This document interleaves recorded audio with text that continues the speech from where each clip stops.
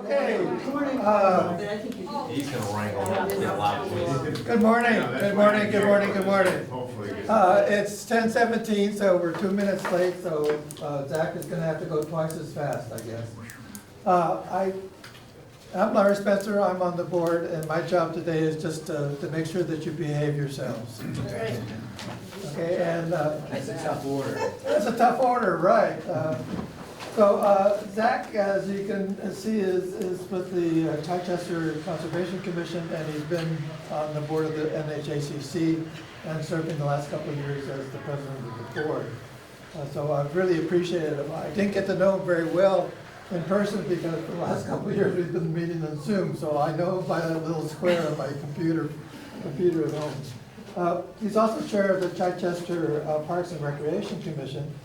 He joined the NHACC in 2015, and he's been employed in environmental for the New Hampshire Army National Guard since 1995, and is the founding member of the New Hampshire Prescribed Fire Council. He holds a BS from the University of Massachusetts in Natural Resource Studies and an MS from Antioch in New England in Resource Management and Administration. So he and I have done this. I think this is our third year of doing this. I let him give his talk, and then at any point when I think there's something I should say, I raise my hand. So I think you probably want to do the same thing with the people in the audience as you go through, or do you want to wait till the end for questions? No, I'm certainly willing to have people ask questions as we're going through so that you don't lose track of what you need in terms of information. Certainly feel free to ask questions as we go through the presentations. Again, I'm from Chichester. I've been involved with NHACC for a few years, and I've been putting this presentation on for a few years as well. You'll notice on each of your desks you have a copy of the handbook. That's for you to take home with you for participating in today's workshop. I'd just like to get a raise of hands of how many people are new on their Conservation Commission, and that is in fact kind of the purpose of this presentation, is to get new members familiar with what the purposes are and what you're supposed to be trying to do. So again, we're going to talk a little bit today about where conservation commissions derive their authority, what are some of our primary roles that we're supposed to fill in our community, what are some of the other potential roles that we can fill in our community, and then some things to lead us towards success.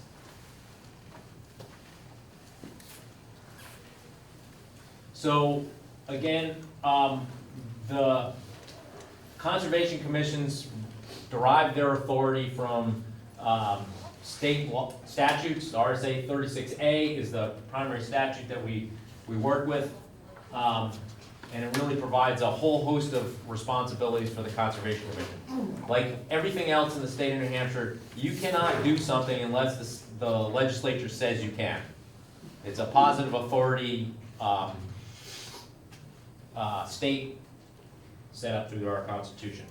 So the primary purpose is, again, is to have a body in the town that works towards the proper utilization and protection of natural resources and protection of watershed resources in the town. So that's really that's kind of like the overarching goal of the statute and our purpose. So we're charged with a bunch of things, particularly conducting research into local lands and water areas. How are we going to get that done? We can get that done through a whole host of various kinds of activities. So one of the more common things is a natural resource inventory. A lot of towns develop a natural resource inventory. They maintain the data in it. Sometimes it's an individual report. Sometimes it's a database. It can vary a lot in terms of its format. We may also develop forest management plans, do baseline documentations of the properties that you own, bio blitzes, which is a process by which you just try to quickly assess all the biological activity on a property, through easement monitorings and trail hikes. These are all examples of ways we can conduct research into the town and the resources that are there. Again, we're supposed to also help coordinate activities of any other unofficial bodies organized for similar purposes and may advertise, prepare, print, and distribute books, maps, charts, pamphlets, and plans related to our town. And again, so that the NRI, or the Natural Resource Inventory, could be one of those things you produce and distribute. Maybe you put a copy at the library, maybe you give one to the planning board, maybe you give one to the selectmen, or if there's another, again, other group in your town that's maybe working towards similar means. You might have a conservation area plan, so if you have individual conservation areas, there may be a plan for that property as well. Again, you might have a town forest, you might have management plans for that, and again, trail maps. So you're perfectly capable of generating those things, producing them, and providing them to your community. We're charged with having an index of open space, natural areas, aesthetic and/or ecological areas within the town. So this is, again, not only a positive authority, but it's a charge to the Conservation Commission to do this. So if you ever get pushback from your selectmen or somebody else in the town saying, no, you shouldn't do that, you've been directed to by statute. If you don't, you have a dereliction of your duties. And again, the most common example of this is a natural resource inventory. And the map on the side there is one that came out of Chichester. There'll be a few examples. Again, this kind of shows our conservation focus areas, those areas that are kind of gray shaded, and then the green areas are a bunch of our conservation areas in town. And I might mention, Zach, that what we've done in Holderness is that our index is essentially, because every 10 years a town does a town plan. And we have one of the chapters in that town plan is dealing with the natural resource inventory. It's not really an inventory per se, but it's a chapter on the resources that the town have that are natural. So that's how we take that. We don't have a little book in the town hall that says this is the index. We just do that through these 10-year plans. So is it part of the master plan? It's part of the master plan. Wow, it's an interesting concept. That's good, okay. And we also did that with viewscapes and things like that in town as part of the master plan. Yeah. Again, we're also charged with keeping an index of marsh, swamps, and all other wetlands in a like manner. So again, part of our natural resource inventory includes a data set about water resources. Includes things like where our wetlands are, where our streams are, where our floodplains are,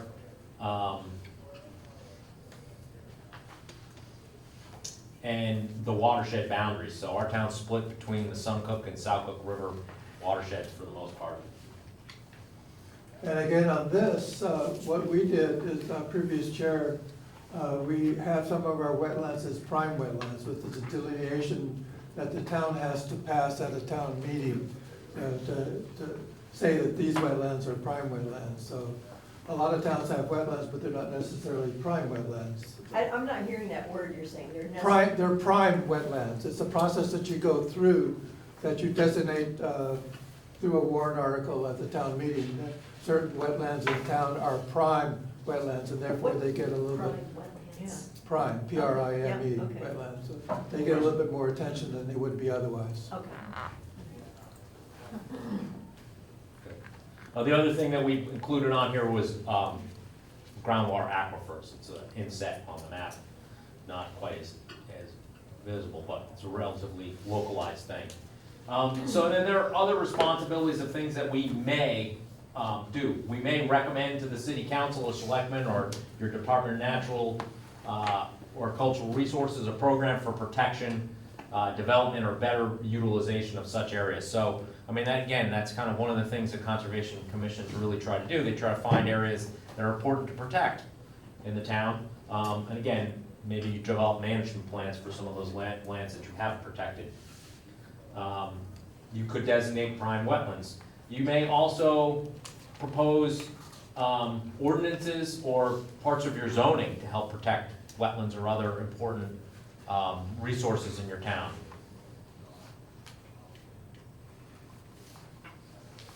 you're required to keep accurate records of your meetings and other actions. So, you know, conservation commissions meet maybe once a month, maybe twice a month. And like any other commission or public body that's holding an official, meeting, we need to keep good records of that. There's a whole set of statutes that particularly deal with access to government records and meetings. You know, it defines any time a meeting is when you have a quorum or a majority of your members. So one of the things that you often have to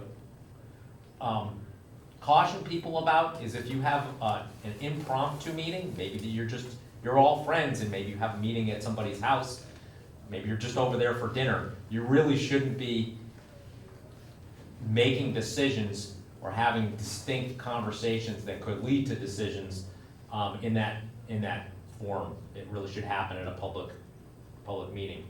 So, you know, and this could be in person, over telephone, or electronic communication. Like, so those are the three things you gotta kind of consider as what might constitute a meeting.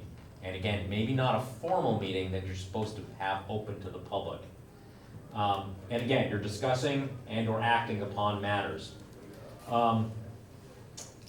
This would not include circulating a draft publication. For example, say you did develop a draft natural resource management plan, natural resource inventory, and you said, hey, we're gonna discuss this at the next meeting, I'm sending it all out to you via email. That would not be considered a meeting, certainly acceptable to be done.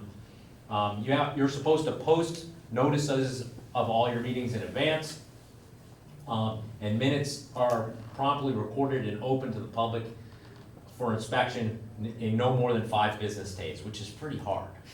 Unless you have an official secretary who's being paid, somebody's gotta go right home, start typing it up, get it ready, give it to, you know, maybe your town clerk, and it's supposed to be posted and available in two public places, office that's at the town hall, or maybe it gets posted on the website. I know my town is not good at that. Even if we sent them drafts, they wouldn't post them. But they're gonna go, oh, they're available, we have them. Anyway, just be aware. I got a question, sorry to Sure. interrupt.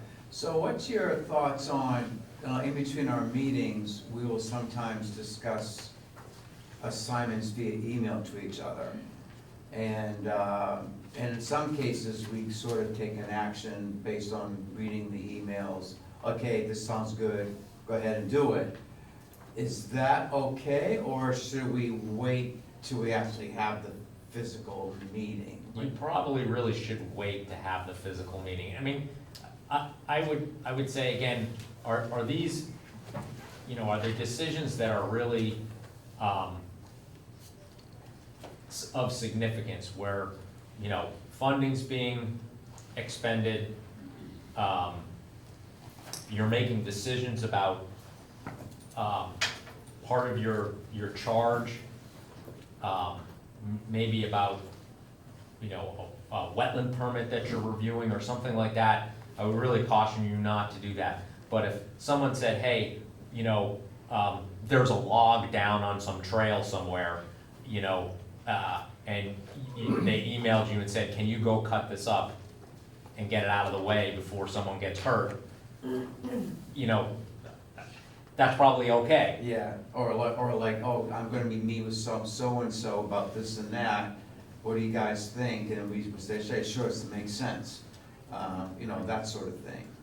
Technically, you can't do any votes by email. So, I mean, you can't have an item and then you say, we'll have a vote by email to do that. You have to have it in an open meeting, and the open meeting has to be so that the public knows that you're making that vote. Right.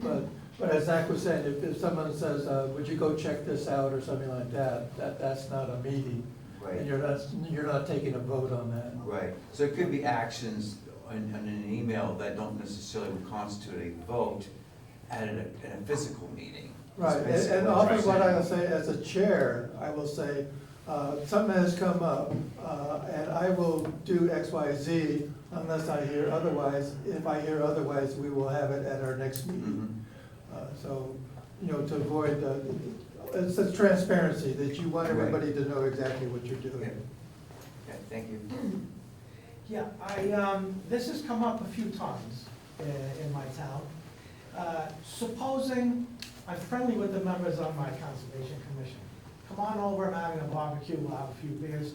Is it realistic to expect us not to discuss, not to take a vote on or anything, to say, hey, what do you think about this land acquisition? How about that, development over there? I mean, what's realistic here? You're right, it's hard not to. It's common in nature for you to discuss the things you have commonality with. So it's gonna happen, you just gotta be careful about not making decisions. And that there is good public dialogue available about what you might have otherwise talked to. Again, majority of the people, majority of the members, and or a quorum. So 2 people doesn't necessitate a meeting. 3 might in terms of the numbers. But again, if you then have a meeting 2 weeks later and you fully discuss everything, again, as long as you haven't made a pre-decision and you certainly haven't held a vote. Right, you're gonna talk about things, we all do.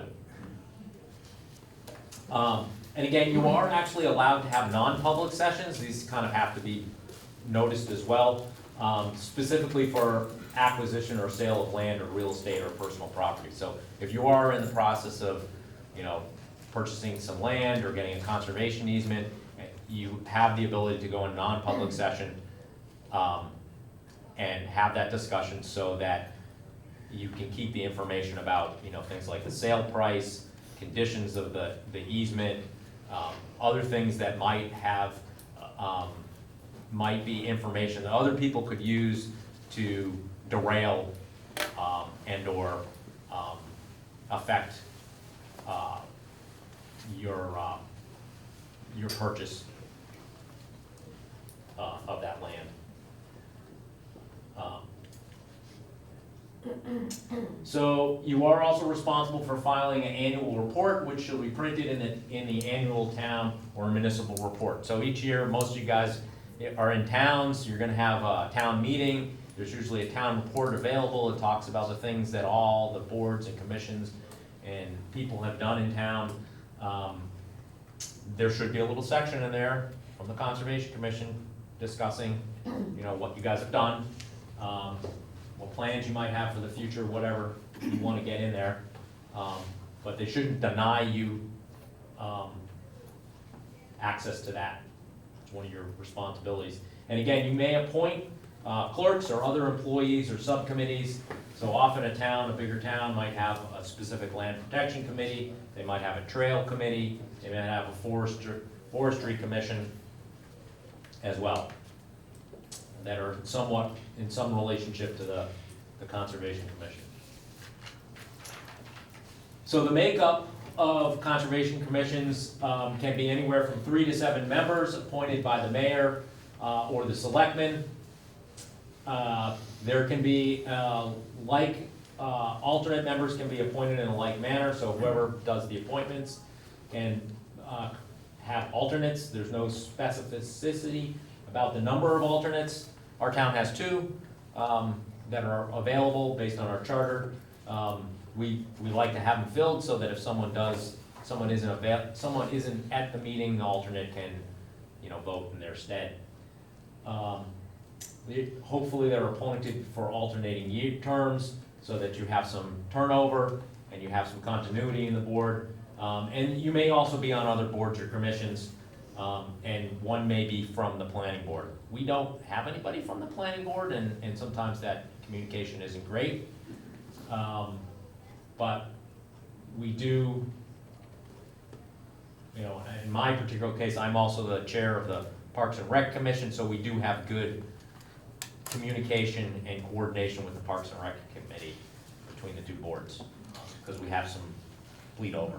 And we also have one person from the select board that is liaison to the select board, and that makes a big difference. Because before that happened, we would do something and the select board didn't know what we were doing. So that really is helpful if you could have someone from the select board appointed as a liaison to the Conservation Commission. Our charter actually says there's supposed to be one, but they've never shown up. Ours didn't turn up the last time because they had COVID, so now it's a problem. Don't worry about that. Yeah, Quick question on alternate members. Are there restrictions as to what they can do in terms of making motions? Do they have to be filling a seat of a regular member that's not there? yeah. So an alternate member can show up to all the meetings, but unless they're specifically designated by the chair to act as a full member on that day. So, you know, if you have 7 members and only 6 show up, but you have 2 alternates, one of those alternates should be appointed to act. And then they would be able to make a motion and vote on any of the motions that were made. The alternates can certainly be involved in discussion and any other activities that the commission's doing while they're there. Thank you. Okay, so some of your powers, again, to receive money, personal property, real property, within or outside the political boundaries by gift, grant, bequest, subject to approval of the governing body. So, you know, the most common thing would be someone might gift the town some land. We actually have gotten a bequest of funds from somebody who passed away in town, who had a, you know, conservation in their heart, which was really nice. It helped build our conservation fund. But I don't know how often that happens. Again, we also can acquire in the name of the municipality by purchase of land, water rights, lesser rights such as easements subject to the approval of the governing body. So when they mean by subject to the approval of the governing body, any of these things that you're trying to get done, you gotta bring to the selectmen, and they need to approve the acquisition or purchase of land or whatever other rights you're trying to acquire.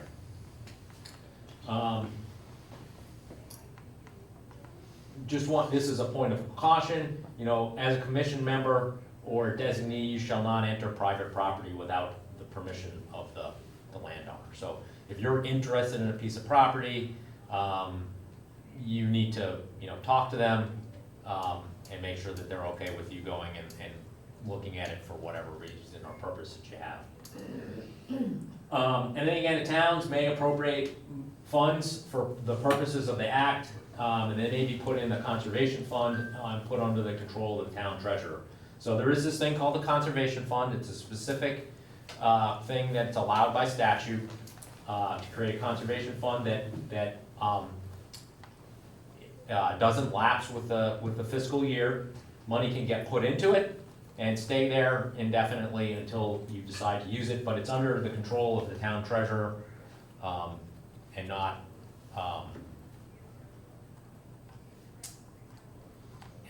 the town of administrator. Well, yeah, you have the ability to expend those funds. But again, in terms of transparency, we always try to go to the select board, you know, so the select board knows exactly what we're doing. A couple things here. At the beginning of every year, we go with that third item.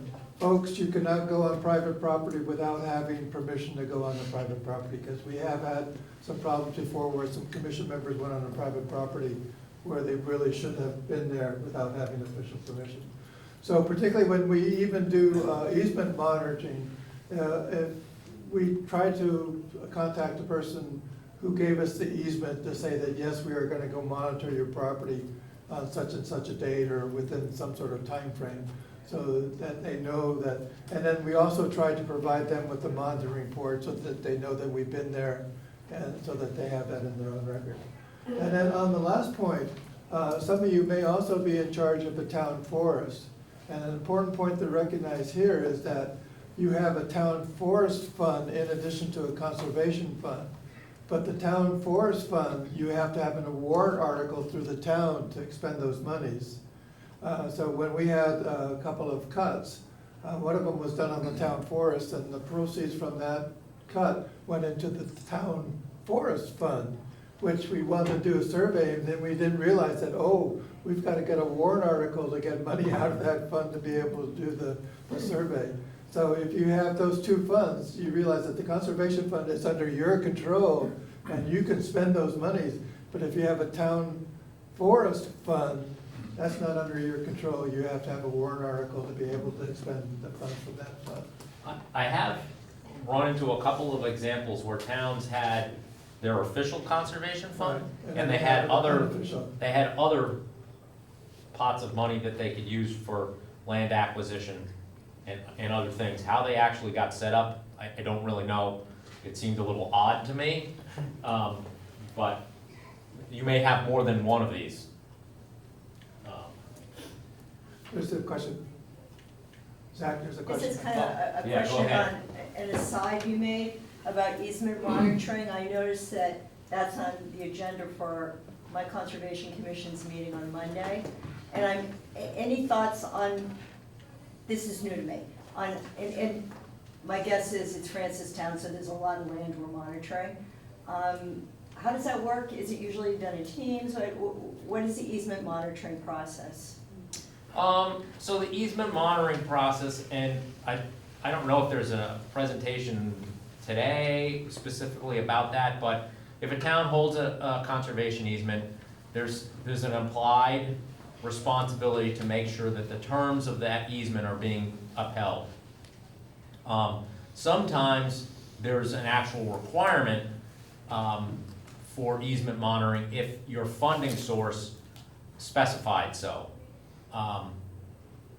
It So you sounds might- like that's the case here. Yeah, It's so- an annual requirement. Yeah, and so you would go to the property, you might walk the boundaries of the property, you might walk through parts of the interior of the property, and you would look for, things that were not in line with the easement. So usually easements say that you're not gonna build anything. There's gonna be no development. So if you, all of a sudden you started seeing something being built on the property and on part of what was the easement, you would go, well, this isn't really what you were supposed to be doing. Maybe someone starts dumping debris. It might not even be the landowner, somebody else is dumping stuff on the property, because it goes along a public road. You might have to go to the landowner and go, look, there's dumping going on, this isn't allowed as part of, the easement, you're gonna have to rectify this. So those are generally the things some of the things you're gonna look at, but you'd have to look at the specifics of the easement. And if the easement, included things like they're allowed to do forestry and they're allowed to do agriculture, the specifics about how they do that could be much more complicated than just walking around and finding out whether someone, built something on the land that was the easement. We have one example of that. We have one easement that's adjacent to, across the road from 5 properties. And the people on the properties thought they could go dump their, their brush and what have you onto our easement. And we actually had to go and with the select board and get a cease and desist order from the select board to stop them from doing that. But we thought that was probably a problem. We didn't educate the people across the road that they did have an easement there. And then the other situation is that we have one easement that we got through the Land Conservation Investment Program a long time ago. So for that easement, we do the monitoring, but we also, another holder of the easement is the Society for Protection of New Hampshire Forests. So when we do the easement monitoring, we not only do it for the town, but we also send a copy to the state for the program that does the Land Conservation Investment Program. And we also send a copy to the Society for Protection of New Hampshire Forests to say that we were out on the property and doing that. So we actually do it a triplet, every year to make sure that all the easement owners know what's going on. Yeah. Regarding, monitoring the easements, oftentimes easements are granted or acquired because the people want to see it preserved in perpetuity, don't want any building. Now, there's there can be a lot of off-road vehicles riding on these conservation easements, which is maybe not what the easement grantor had intended for future use of the conservation, and I know that's probably comes up a lot. If you're gonna bring this up, you can tell me if it's gonna come up, but. Specifically about off-road vehicles? Yeah, no, who's who's responsible? So let's say, the Conservation Commission gets a complaint by someone who sold the easement into conservation, and they're having trouble with people riding over it and destroying it. Is that something, who enforces that? Well, Does it become? Again, the Conservation Commission, who holds the easement, is responsible for making sure that the terms and conditions of the easement are upheld Okay. by the landowner, because the landowner still owns the land. And they're really responsible for making sure that they comply with the conditions that they agreed to. The Conservation Commission is just kind of like the overseer saying, hey, you said you weren't gonna allow off-road vehicles on this property, and they're there, you need to figure out a way of stopping it. That's interesting, because I think there may be some misconceptions, thinking that, okay, this is your job, not our job. They still own it, it's an easement to the, right? Yeah, Then they're responsible. So then they can notify, they can put up signs, they can put up potentially they could put up some sort of barrier, whether it just be a few down logs. Because I probably wouldn't suggest they put up a big fence, because that's probably not part of the easement conditions. They can, inform the local police, they can, get Fish and Game involved, because they're really the ones that enforce OHRV laws and regulations, although the local police can too, although they tend not to do it as effectively. It's often very hard to stop local activities. thank you. I think I had a question over here first. Yeah. Generally speaking, in some of the town forests, hunting is allowed. How about putting up deer stands and things like that? Is that part of the? Any deer stand that's not on your own property requires permission from the landowner. So if they don't have permission from the landowner, it shouldn't be there. My opinion is, if there was one on some town land, I would immediately take it down. The rest of my commission likes to have a less heavy hand about it, and they would put a note there saying, please remove this within 30 days, or we're gonna take it down.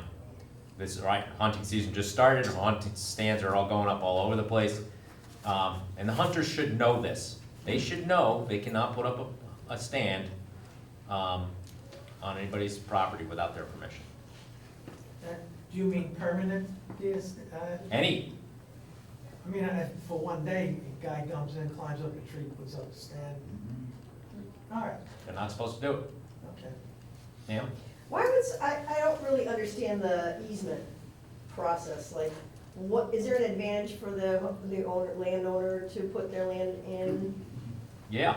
Yeah, Is there's it a certain- tax advantage? Yeah, Is that what it well, is? one, they've, usually the benefit to them, well, one, they might get a monetary payment when you actually purchase the easement from the property owner. And what you are purchasing from them is the development rights. Okay. So land is a bundle of rights. When you Yep. buy land, you buy a bundle of rights. You buy the right to build on it, you buy the right to, cut timber, you buy the right to extract gravel, you buy all these rights. And when a conservation group goes and buys an easement, they are buying those rights. But And do everything, they own the land then? Or no, No. they own the right to develop on it.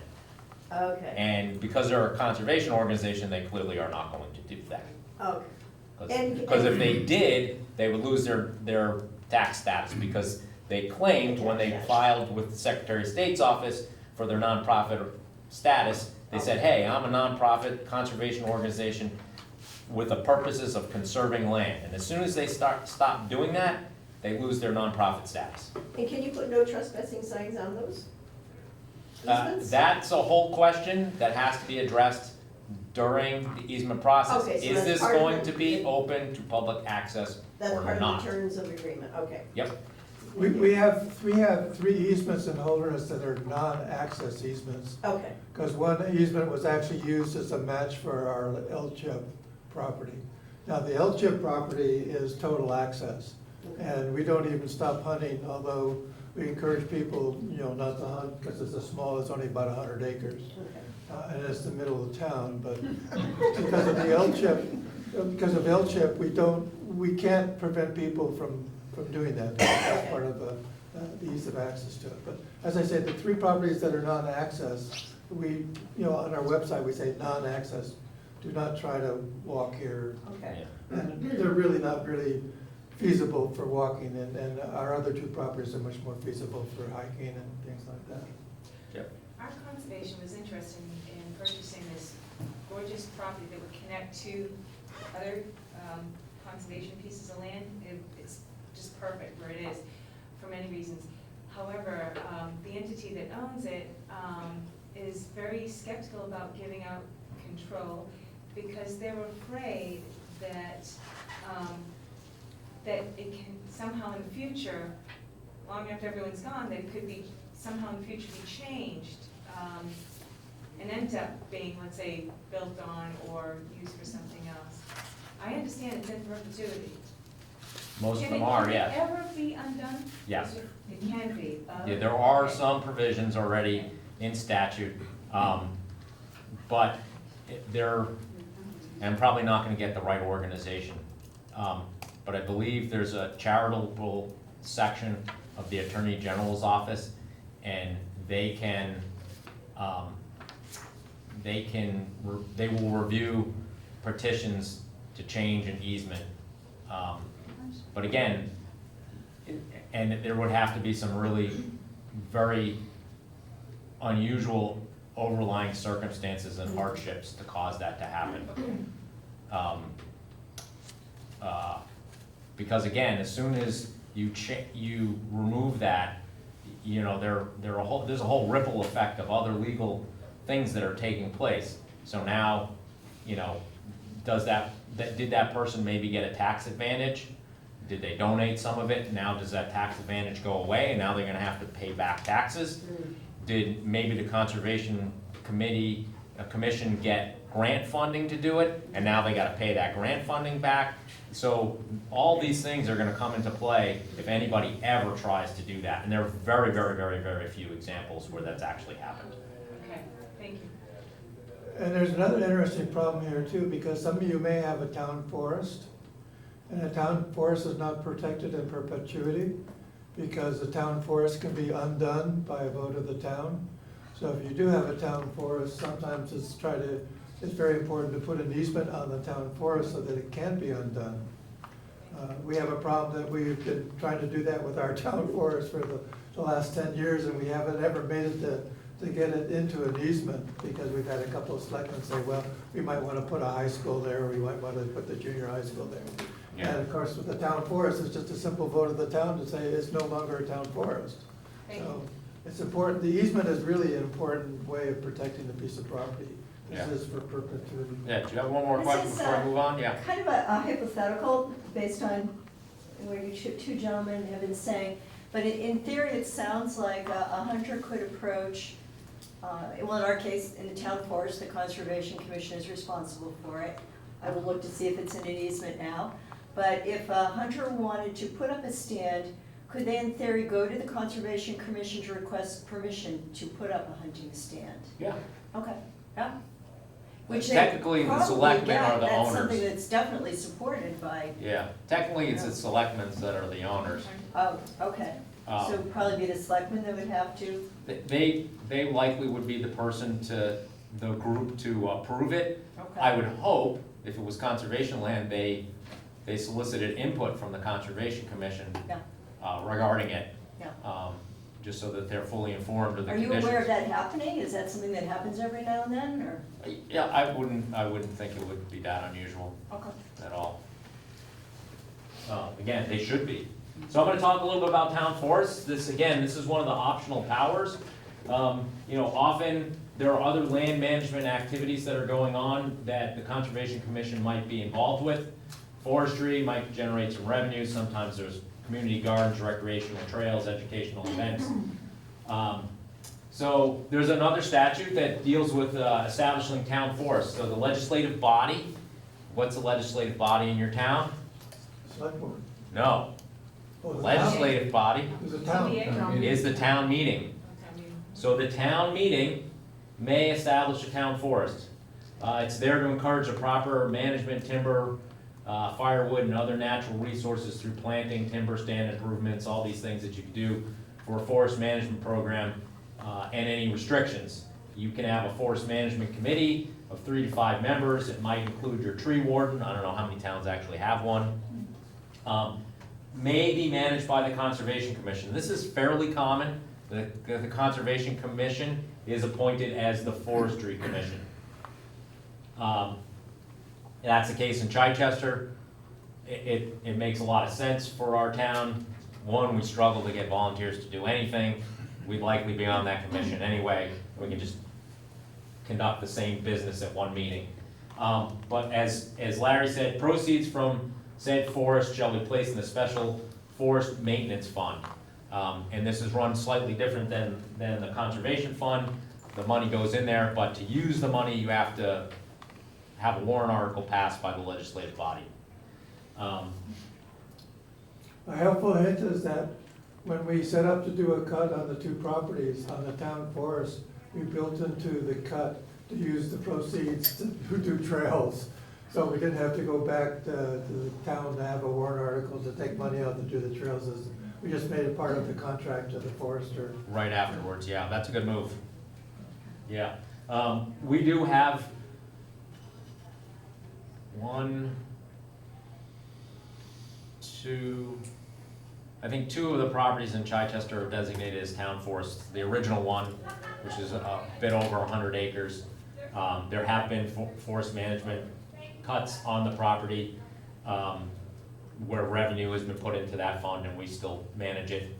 And we've used some of the money, but in a couple of cases, actually at one of the parks, at Carpenter Park, we had a forest management activity go on there, but we did not specifically designate that as a town forest, and it actually provided us to do kind of what Larry just said. When we approached the town about doing this forest management cut, we specifically asked through a warrant article to say, hey, we're gonna cut this timber off this property, but we're gonna use the proceeds to go immediately back into the project we were doing at the park. And that worked out pretty well. It helped us offset some grant match. It helped us get the land clear so we could build the recreational facilities. It helped us, establish some trails, all in one fell swoop. But it wasn't all tied up into this forest management account, management fund, but it also all got used right away.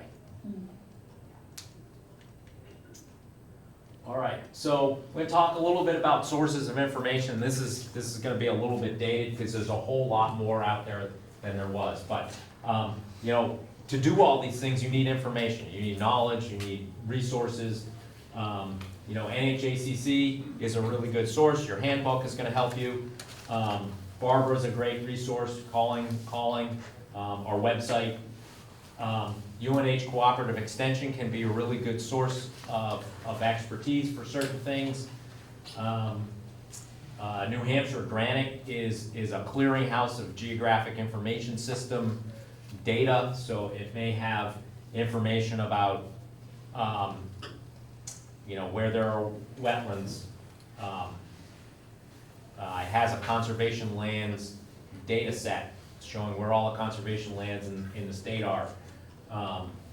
It might have information about soils there. It may have a whole host of things that you could use to build some of your resources from. There is a New Hampshire wetland mapper, which is, I believe, a DES, Department of Environmental Services service that's available on the web. The Natural Resource Conservation Service has a web soils survey that you can use to identify a property, figure out what kinds of soils are there. You may need that for helping to figure out where there might be wetlands, whether there's good agricultural land on the property that you're interested in. So if you had a piece of property that you thought might be good for conservation, what are the features of it? And the soils might provide you some information. New Hampshire Fish and Game has this thing called the Wildlife Action Plan. They update it every 10 years or so. Talks about all the types of habitats, all the critical wildlife resources that they might want to put emphasis on, things like rare and threatened and endangered species, what kinds of habitats they use, what their life cycles are like, what kinds of things they're looking for in that habitat, and where they exist across the landscape. These habitats exist across the landscape, including your town. There's a specific map for each of the towns. And before you go on to that, the retired state geologist started a program called Stone Wall Project. So if you search on Google for the New Hampshire Stone Wall Project, it will take you to a link that describes the project. And what it is that there's this kind of remote sensing that brings the stone walls right out of the ground. And so on that particular map, you can see the stone walls that are in any of your conservation property. You can see the stone walls that are scattered throughout the state. We actually allow people to sort of map on the map their own stone walls. But I think we're up to about 10,000 miles of stone walls or something like that. And it's a really, really huge number, because every piece of conservation property will probably have a stone wall running through it. But just Google New Hampshire Stone Wall Project, and you'll get to the link. It has some paragraphs as to how to use the remote sensing data, and then it has some information as how you can go onto the map and map your own stone wall. And it's an amazing website that, we've gone about, and I think it's been on WMUR one time, and some other people. So, but the New Hampshire Stonewall Project, you'll have a fun time looking at your own stone walls in your backyard. Yeah. So, question is, why do you complete a wetland assessment? So again, this is one of your charges is just supposed to keep an index of those wetland resources that you have in town. It's an obligation. It's a component of your natural resource inventory. It might help you identify highest value wetlands in your town. As Larry said, for potentially designating them as prime wetlands, it's a regulatory process. You designate them, they get more regulatory protection, certainly in the wetland permitting program. It's essential for impact assessment. So if somebody's proposing to do some sort of development in your town and it's near one of these wetlands and you've done a wetland assessment, you're gonna have some data to say why maybe they shouldn't be filling that wetland. It may help be a component of any wetland mitigation or restoration. It's important for, buffer width jurisdiction. And any land use decision. So Chichester did this. We did a high value wetland study. We did it over the course of 2 years, 2 seasons. So we did half the town 1 year because it was fairly expensive, and we worked through that process. And then we did the other half of the town. And we didn't go so far as to designate prime wetlands, but the wetlands are all ranked in order of their value, and there's a numeric value associated with them. And there are a whole bunch that are really high on the scale, and then there are a bunch at the low end of the scale, right? And then there's also a written description of what those values are. Does this wetland provide wildlife habitat? Does this wetland, do stormwater control? Does it have groundwater recharge? Is it of good educational value? The New Hampshire method for comparative evaluation of wetlands has a series of criteria that they use, and they evaluate every wetland against those criteria. And then again, if someone's planning on doing something, you have some information to respond with. If the wetland is shared by multiple communities, how does that work? You would have to try to coordinate with your neighboring community. You can obviously evaluate your half of it alone, but it would be much better if you evaluated it totally. Sometimes, and this happened with us, we couldn't get physical access to all the wetlands because some landowners didn't want us going there. And so if there was more than one access point, maybe one landowner said, yes, I'll let you go there. Well, we sent them to that one spot, and they do their best to visually assess what they can see from their allowed access point. And you could do that with a neighboring town, but yeah. For us newbies, can you define what a prime wetland is and what the value is of getting a wetland designated as a prime wetland? So a prime wetland is a type of wetland that's designated as a prime wetland in accordance with the statutes. The New Hampshire Department of Environmental Services wetland statutes allow towns to designate prime wetlands, and there's probably another statute that does too. There are some regulatory conditions that go along with that, including, I believe, a 100-foot buffer around them. And that would be a state-enforced buffer versus any other sort of buffer that a town might set on a wetland through zoning. So Chichester has wetland buffers in our zoning. They vary from 25, 50, and 100 feet, depending on the size of the wetland and whether or not, so the smaller wetlands have 25-foot buffers. The ones that are bigger than a quarter acre have a 50-foot buffer. And then those wetlands and or stream and river corridors that are, I think, third order or larger are 100-foot buffers. But as with any local zoning ordinance, if someone doesn't like the zoning, they can go to the zoning board of adjustment and get a waiver. I don't know if there's that capability with prime wetlands because we don't do it. So the prime wetland thing, if you get that prime wetland designated, that 100-foot buffer is pretty solid. And there may be another presentation later in the day that'll talk more about prime wetlands. Again, I'm not a very good resource because we don't have any. Again, talk a little bit, this is the New Hampshire method, and it was updated in 2016. I don't know if there's been a more recent update, but again, it evaluates those 12 functions and values, and you can look it up. Again, it's a good source of information to have. We didn't evaluate every wetland in town. We kind of used that quarter acre size thing, and if it was smaller than that, we weren't gonna send anybody out. It was kind of made some assumptions that a wetland of that small was not gonna rank very well against a much larger wetland with a lot of more resources in it. It's just not gonna happen. So you don't spend time and money sending people out to look at every wetland that might be, 5,000 square feet or something.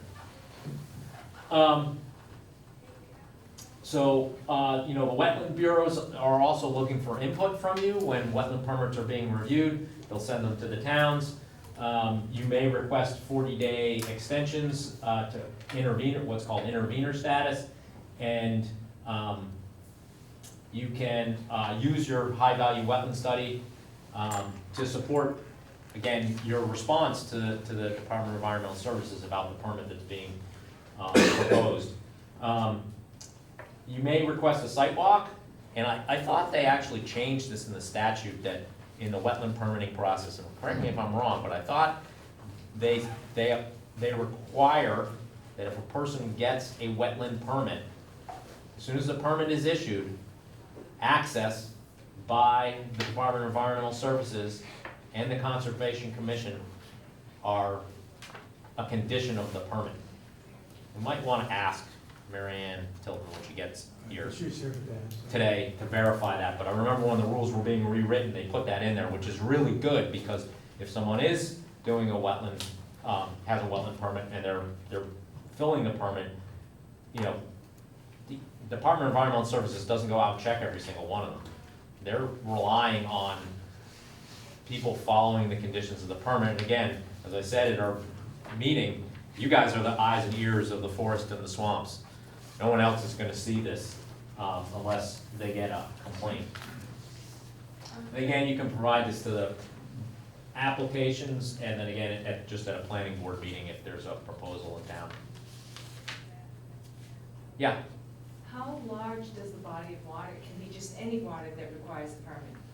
So if it's a vernal pool, a large vernal pool, Beaver pond. Right. So Like, there's- what, is there a permit required in every case where there's standing water, moving water? If there's water there, yeah. It's required, okay. Vernal pools, I would have to double check the conditions by which permits are required.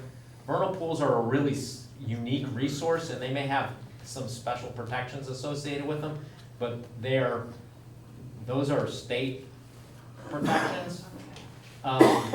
But otherwise, any dredging or filling of a wetland requires a permit, regardless of size. Okay. There are these things called statutory permits by notification.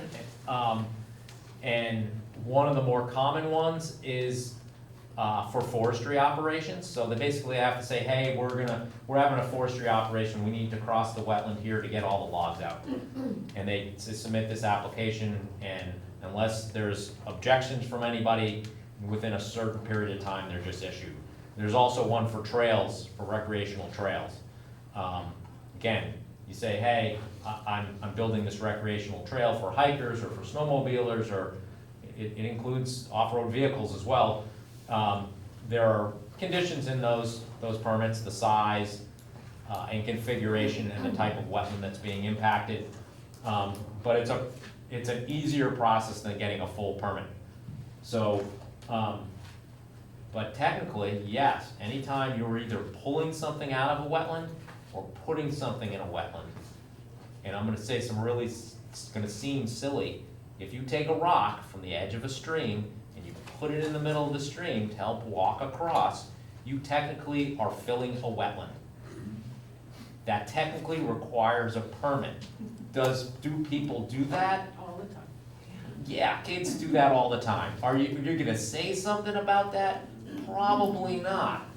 You know, again, you're gonna look at it and say, is there really something wrong going on here? Or is it just, you know, the 3 or 4 people that use this path to go to the pond have to cross this, and they put a rock in here so they can cross? And presumably used a local rock and, you know, all that. Similarly, I've seen, and this also felt really unusual, but there was an example where someone was doing a stream restoration project, and they wanted to put woody debris in the stream to help make it be better for brook trout. But they're physically putting a log, which they cut 3 feet away, into the stream. It could have easily fallen in there, but it still requires a permit because you're doing it. Yeah, so yes, you are supposed to. It does make sense to try to talk to the applicant before they actually apply, or in the process of application. We've worked closely with Holder School, and Holder School got a lot of money to readjust their cross-country ski trails. And of course, they're a very good client to work with because they're very careful. So they actually had to realign some of the ski trails to avoid a couple of vernal pools, and also to avoid some of the wetlands that were along there. And it was nice that before they actually built the trail, that we were able to work through that process with them so that they were aware of that and could redevelop the trail system that way. Yeah, it is very good. If you can get applicants to come to the Conservation Commission before they actually apply for the permit, you may be able to avoid, you know, delays for them especially. And if you have some, a forward-thinking engineer or a consultant in town who does a lot of work in your town, they may know that their client has this project that's gonna have some wetland impact, and they may come to you ahead of time. That would be really nice. We have one in our town that does that, but not all of them, right? And it does alleviate some of the hang-ups that you got. So, years ago, there was this whole kind of requirement put together that there be no net loss of functions and values of wetlands. But mitigation is not required by state or federal statute until you reach this 10,000 square foot threshold, which is a pretty big wetland impact. You're not gonna see a lot of those in your town. At least I haven't seen any. And usually what happens is the client will alter their plan before they hit that 10,000 square foot threshold, because they know that it's gonna cost them a lot more money. So there's a couple of ways that they can mitigate. They can do mitigation on site. There is the Aquatic Resource Mitigation Fund, which is a fee paid in lieu of on-site mitigation. If there's no good way to mitigate on-site, they pay a fee, it goes into the Aquatic Resource Mitigation Fund. That fund then pays out money to applicants, conservation commissions, conservation organizations who apply for the money, and they may use it to protect land somewhere else. That's an up-and-coming thing, and probably maybe a much better solution if you do end up with a project of this size. And I would also encourage you to use that fund, if you can, to protect some land, because I believe there's a lot of money sitting in it right now. It's doled out by watershed, so, Merrimack River, maybe the Lamprey River, they each have their own pot of money, and some of them have more in them than others. Okay, so some kind of closing remarks, tools for success. Did I jump over one? Okay. Really try to base your comments regarding wetland permits or anybody who comes to you based on relevant rules, regulations, and your zoning. You can't just go on your feeling that you don't want wetlands impacted. You gotta have some data associated with it. You gotta have some rules or regulations. Someone says, hey, I wanna do this. Does it meet the does it meet the requirements of the statute? Can you provide some data as to what's important about the wetland that you're trying to protect or the land you're trying to protect? Really try to work with your planning board to update your zoning. If you can get things into your zoning, you have a better chance of protecting those. So again, Chichester has some wetland buffer zoning. We do get a fair number of people going to the zoning board to get variances for that, and they're often allowed, which a little bit to our dismay. It's helpful if we have some input to it, but more often than not, there is really a hardship that's being presented to them, and a real reason as to why they need to use some of the buffer zone. We've had a couple of examples where consultants have come in and said, hey, we want to use this buffer zone to help build the slope so that the land uphill from it that's not in the buffer is usable.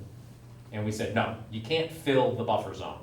It's supposed to stay in native vegetation, not regrowth from some seed mix you gave it. That was a hard thing to actually have stand, but we made it stand. So if you have one, try to keep it. Don't set a precedent on your own of letting other things happen. And they moved out. They did. They minimized the size of their development so that the buffer was 99% of it was maintained. There was a small little corner again where there would have been a much bigger hardship because of the shape of it. But they did. They worked with us to get what they needed to done, and us to provide some good protection to the wetland downslope. That was a good example, but not the best. Try to be predictable. If you can come up with a checklist, we have a couple of checklists we use in town.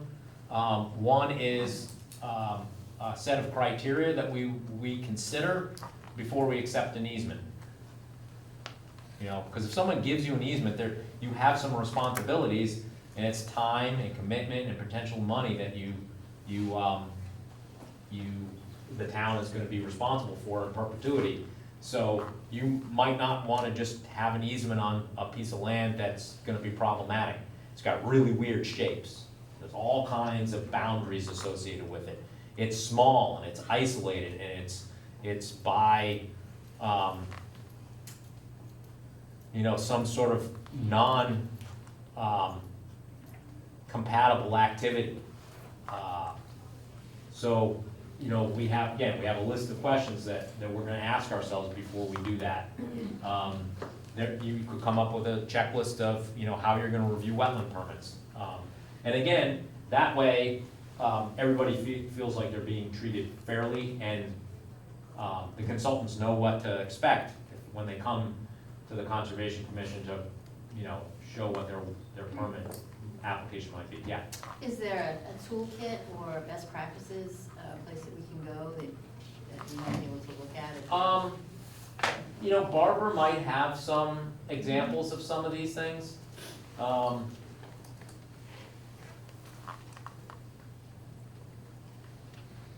think this one has to do with permit process. So, yeah, I would check with Barbara if there's something specific, but like I said, we have one for accepting easements. We occasionally use it. Unfortunately, we're not getting that many proposals of people to donate easements to us. But we've been put in a couple of weird situations. There was Camper World proposed filling a stream and the wetland associated with that stream, and they did. They covered the whole thing. DES required mitigation, and they put the back portion of their property in an easement, but they couldn't find anybody to accept it. We got stuck with it. It's about 5 acres. It is relatively square, but you know, there's houses all around it. It's not associated with any other conservation area. It does have a bit of a watershed to a slightly larger wetland downstream, but it's got to go under Camper World to get there. So that's an example of an easement that is not super useful to the town. You know, it's not, people can't, outside of the neighbors, nobody goes walking there. You know, I guess it provides a little bit of watershed, protection for all that was filled, but that's about it. So occasionally a town will end up with something that they really don't want, and you might end up with. So, yeah. So why would a landowner approach the town for an easement versus like a land trust? Yeah. Because we're not involved at all with any easements whatsoever, so this is like all new to me. I didn't even realize conservation commissions did any sort of easements, so can you give me a background on that?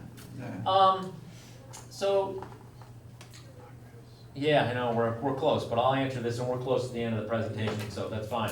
Sorry.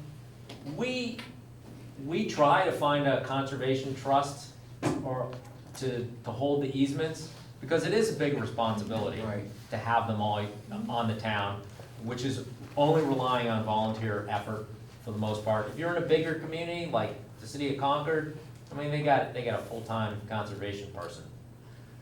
And they can hire interns in the summer and all this other stuff. But small towns, and most of New Hampshire is made up of small towns, we don't have that. Our budget's, what, $500 or something a year. I certainly would try to get a relationship with a local land trust. The one for us is the Five Rivers Conservation Trust. We're in a process of picking up an easement right now. We approached Five Rivers. It was kind of right in the middle of COVID. They were a little overwhelmed. I think they had a little turnover in their executive director, and they declined to want to be engaged in this particular easement.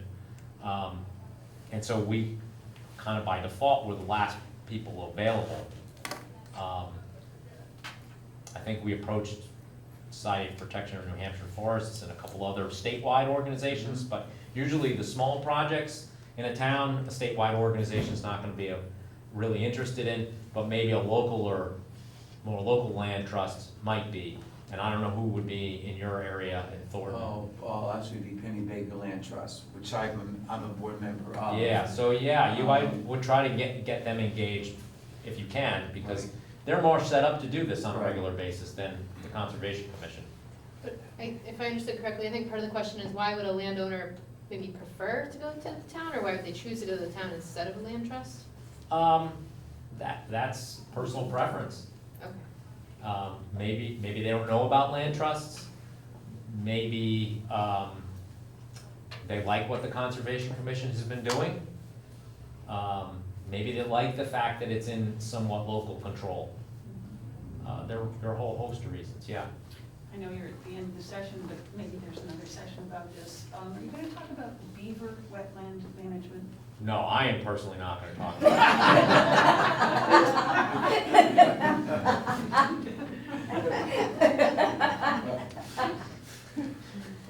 I have heard there's been some strange things in the news lately. Anyway, no. That was not a topic for this particular session's discussion, but maybe the one on wetlands that's coming up, you can talk a little bit more about it. Again, try to be consistent, it helps avoid people being upset. It's tough, you're gonna run into people that are not happy with you. But use those tools to try to be, level-headed, consistent, and, most of the people that are approaching you to do something that maybe you're not really interested in, like getting a wetland permit or something like that, there are gonna be big organizations and corporations that are just trying to do something in your town, and they're gonna have a lot of resources behind them. So just, be aware of that. But do try to work with them. Say, hey, we're willing to work with you. We have some purposes, you have some purposes. Let's see if we can make this come out the best for everybody. And again, lastly, try not to function as a technical specialist. Some of you may have background, but a lot of us don't. So, get some third-party review if you can. Our town now kind of has an engineer that's on retainer that they use for planning board submissions, and we are occasionally using them to look at whether or not, a site plan that was approved was met and they kept outside the buffer or something like that. Get somebody who's gonna be a third party that isn't, directly involved to do that. And certainly if you have contentious of legal matters, you might want to talk to an attorney. There are ways of finding professionals. So the New Hampshire Joint Board of Licensures, there's certified wetland scientists, there's certified natural resource specialists. There's a whole host of people that the state certifies. Use them, ask Barbara. There's a bunch of people here, the sponsors and tables that are set up. They can be used as technical experts as well. And if you've already had, somebody that maybe you've been working with, utilize them. Try to build relationships with your planning board, the other municipal staff. As my role with Parks and Rec Commission, once a month they invite all the department heads in to brief the selectmen, and I go to those meetings even though I'm not really a department, I'm just a volunteer. But I let them know what's going on. Sometimes they'll ask me questions about the Conservation Commission, and I'll answer them if I know them. But if there is something like that in your town, just showing up shows that you're interested, and then you hear about all the other stuff that's going on. Maybe your planning board chair shows up and briefs the selectmen on what's going on, so you might find out about more than one thing that's happening there. It's been a pretty good tool for me to keep informed. I'm getting a little tired of it, but, because it's just another place to be, one night a month. But, really try to engage your other municipal staff. Try to identify solutions. It's always a good thing. And, there are gonna be people in the town that appreciate you, and the wildlife are gonna appreciate you as well. So, we are right on time, but I will stick around for a few minutes if anybody has any additional questions. Enjoy the rest of the sessions today, and enjoy lunch. Thank you. Thank you.